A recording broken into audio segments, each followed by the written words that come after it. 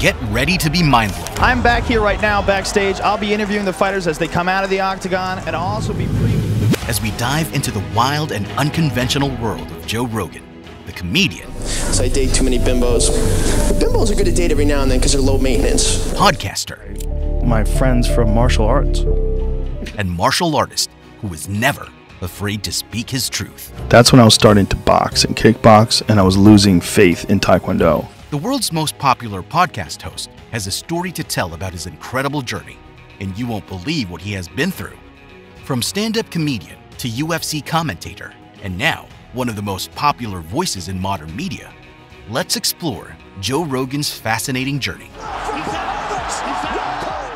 Joseph James Rogan was born on August 11, 1967, in Newark, New Jersey, to an Italian father and Irish mother. When Joe was 5 years old, his family separated. Recalling his childhood, Joe says, I saw a lot of violence. Joe remembers his childhood with flashes of domestic violence. All I remember of my dad are these brief, violent flashes of domestic violence. But I don't want to complain about my childhood. Nothing bad ever really happened to me. I don't hate the guy. At the age of 7, Joe and his mother moved from their home to San Francisco, California.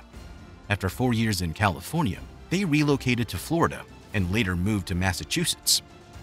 Growing up, Joe had a difficult time with low self-esteem, believing himself to be a loser. I was absolutely convinced that I was going to be a loser because I couldn't concentrate in school. I didn't care. I could not pay attention. So I thought that I was going to be a loser. Then, Joe Rogan began his journey with martial arts, and the rest, as they say, is history. His future as a star was set in motion. Then I discovered martial arts, and I could do nothing else. I was all I could think about was that, and I was super focused. And then I realized, like, oh, I just need to find something I like. And it just is like a bell went off. What martial arts showed me was that if there was something that I really loved and enjoyed and something that gave me great satisfaction, and I dedicated my time to it, I could reap tremendous results from it. And it set the tone for my entire life. At the age of 14, Joe Rogan began practicing karate, and soon after, he took up Taekwondo. After 5 years of dedicated training, Joe achieved success by winning a US Open championship in lightweight Taekwondo. He also ventured into amateur kickboxing for a time, before having to stop due to health issues. Later, he enrolled in a university. Joe's time at the University of Massachusetts, Boston, was short-lived, as he soon left, believing it was a waste of his time. And I just was wasting my time. I was barely paying attention. I was completely half-assing whatever project we had, and then I was realizing, like, why am I wasting my time? Joe was at a loss after quitting university. He tried coaching in different jobs, but nothing gave him the same satisfaction he had experienced before. His friends knew of his quick wit and sense of humor, so they encouraged him to join a theater group. Although Joe was more interested in martial arts and baseball, he decided to try acting out comedy sketches. Little did he know that this would be his destiny. Joe began to take his friends' advice and took the plunge into stand-up comedy on August 27, 1988, by performing at an open mic night in a Boston comedy club. It was a good debut. But, unsatisfied with the income generated by his comedy career, he began searching for additional means to support himself. This included working as a martial arts coach, driver, construction worker, and delivering newspapers. One night, while performing at the club, he was spotted by Jeff Sussman, a talent manager who offered to be his manager. Joe accepted the offer, and thus began his journey in comedy. While doing a couple of shows here and there, Joe always had martial arts in the back of his head. He was greatly impressed by the performance of Royce Gracie in the 1994 UFC Championship, which led him to pursue a martial arts career. Under the guidance of legendary Brazilian Jiu-Jitsu teacher Jean-Jacques Machado, Joe Rogan managed to achieve his black belt within a couple of years, making him one of Jean-Jacques' most impressive students.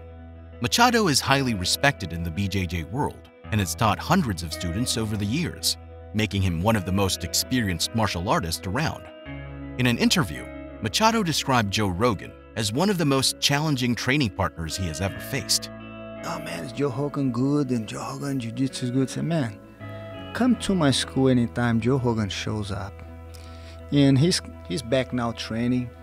it's not about his power, man. He doesn't care. He wrestles everybody, anybody. And I see him twist people around there in the school. And he's one, and this is real. He's one of the hardest students training partners that I have.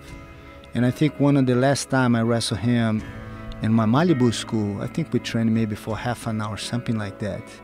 I was there for, I don't know, 20 minutes just trying to sweep Joe, and Joe was right there. I finished the training. I said, man, my legs are sore.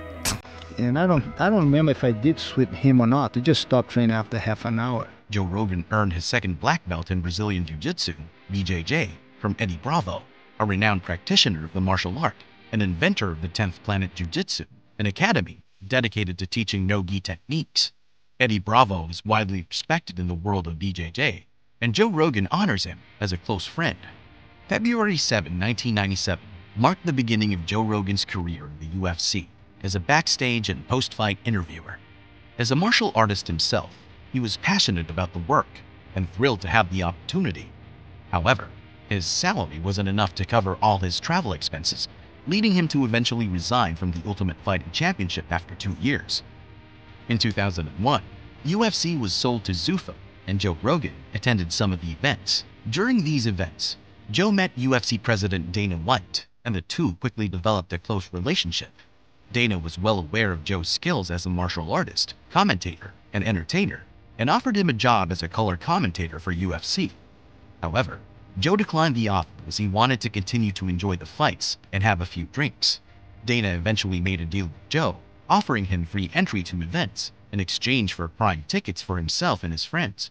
After 15 free events, Joe was thrilled to sign a contract with the UFC.